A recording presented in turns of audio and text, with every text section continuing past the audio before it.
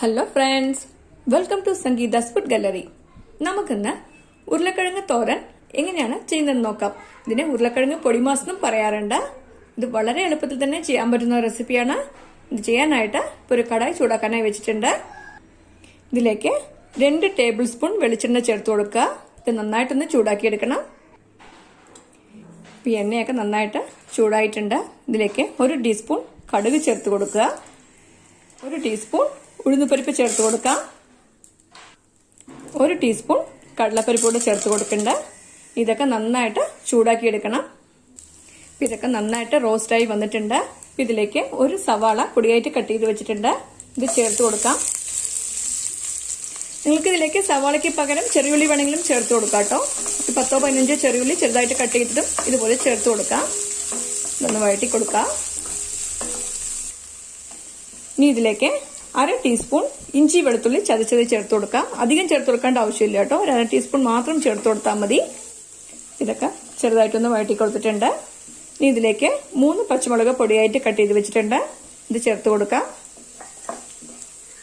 ഇനി ഇതിലേക്ക് 2 വറ്റൽമുളക് പൊട്ടിച്ചത് കൂടെ ചേർത്ത് കൊടുക്കാം. ഇതും കൂടിയിട്ട് വഴറ്റി കൊടുക്കുക.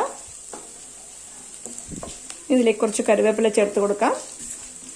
നന്നായിട്ട് വഴണ്ടിട്ടുണ്ട്. ഇനി നമുക്കിതിലേക്ക് ഉരുളക്കിഴങ്ങ് ചേർത്ത് കൊടുക്കാം. ഞാൻ 3 ഉരുളക്കിഴങ്ങാണ് എടുത്തിരിക്കുന്നത്. അതിനെ കുക്കറിലിട്ട് 3 വിസിൽ വെച്ച് വേവിച്ച ശേഷം തൊലിയൊക്കെ മാറ്റിയിട്ട് ഇതുപോലെ ഉടച്ച് വെച്ചിട്ടുണ്ട്. ഇത് ഒരുപാട് നൈസായിട്ട് ഉടയ്ക്കാൻ പാടില്ല. ഇതുപോലെ ചെറിയ ചെറിയ പീസസ് ആയിട്ട് വരുന്നത് പോലെ വേണം ഉടച്ചെടുക്കാൻ. ഇത് ചേർത്ത് കൊടുക്കാം. ഇനി ഇതിലേക്ക് ആവശ്യത്തിന് ഉപ്പ് കൂടെ ചേർത്ത് കൊടുക്കുക. ഇതെല്ലാം കൂടിയിട്ട് നന്നായിട്ടൊന്ന് യോജിപ്പിച്ച് കൊടുക്കണം. ഇത് വലിയ പീസസ് ഒക്കെ ഉണ്ടെങ്കിൽ തവി കൊണ്ട് ചെറുതായിട്ടൊന്ന് ഉടച്ചു കൊടുക്കണം.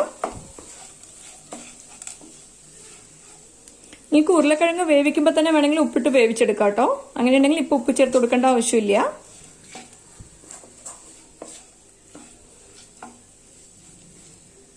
ഇതൊക്കെ നന്നായിട്ട് മിക്സ് ചെയ്ത് കൊടുത്തിട്ടുണ്ട്.